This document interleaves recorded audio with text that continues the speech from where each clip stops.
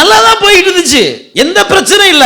எந்த ஒரு சந்தோஷமான நிகழ்வு நடந்தாலும் உடனே நான் பலி செலுத்திடுவேன். ஏன், ஒருவேளை ஏதாவது தப்பு தவறு என் பிள்ளைங்க செய்திருந்தா உடனே நான் போய் காணிக்க ஆண்டவர்ட்ட செலுத்திடுவேன்.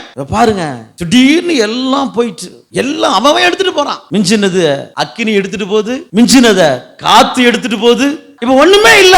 நான் டெய்லியும் எண்ணெயிலையும் நெய்யிலையும் மிதந்திருந்தேன். இப்போ எனக்கு குப்பை மேடு கிடைச்சா கூட போதும், குப்பைக்கு வந்துட்டேன். என் உயிர் நண்பன் என்னை அடையாளம் பார்த்து கண்டுபிடிக்க முடியல. நான் அந்த அளவுக்கு எப்படி ஆயிட்டேன், உருக்குலைந்து போயிட்டேன். எனக்கு மிஞ்சினது அந்த ஓடு மாத்திரம் எனக்கு கிடைச்சது. அதை வச்சு நான் சுரண்டிக்கிட்டு இருக்கேன். எல்லாரும் தூசிக்கிறாங்க, எல்லாரும் என்னை வேதனைப்படுத்துறாங்க, எல்லாரும் என்னை அவமானப்படுத்துகிறார்கள். ஆனா இந்த சூழ்நிலையில அவமானப்படுத்தின வாலிபர்கள் நான் திட்டல, கேவலமா பேசல. அவன் அப்பா எல்லாம் ஒரு நாள் ஒன்றதுக்கு இடம் இல்லாம இருந்தான், அவனுக்கெல்லாம் நான் நல்லா ஹெல்ப் பண்ணேன். ஆனா இப்ப எல்லாம் தாறுமாறா நடக்குது.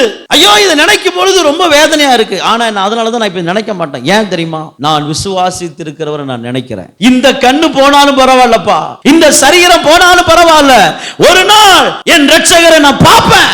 எப்ப எதை சொல்றான் பாருங்க. இதெல்லாம் சிந்திக்கும் பொழுது நமக்கும் ஒரு காலம் சமீபித்து வரும். பிரசங்கத்தில் ஆமென் அல்லேலூயா சொல்லிட்டு போயிடக்கூடாது, பிரசங்கத்திலேயே இந்த மேட்டரை முடிச்சுட்டு வரக்கூடாது. ஏன், எனக்குரிய வாக்குத்தத்தம் நிறைவேறுகிற காலம் வரும் பொழுது, அந்த காலம் சமீபிக்கும் பொழுது இப்படி 4 நண்பர்கள் எனக்கு வருவாங்க. என் மனைவியோ புருஷனோ எனக்கு நல்ல ஒரு மனைவி, நல்ல ஒரு புருஷன், நல்லது பேசக்கூடியவங்க வருவாங்க. ஏன் வாக்குத்தத்தம் நிறைவேறுகிற காலம் சமீபிக்கிற பொழுது. வார்த்தையை மறக்கவே கூடாது. என்னுடைய ஆசீர்வாதம் என் பக்கத்துல வர்ற சமயத்துல இதெல்லாம் நடக்கும்.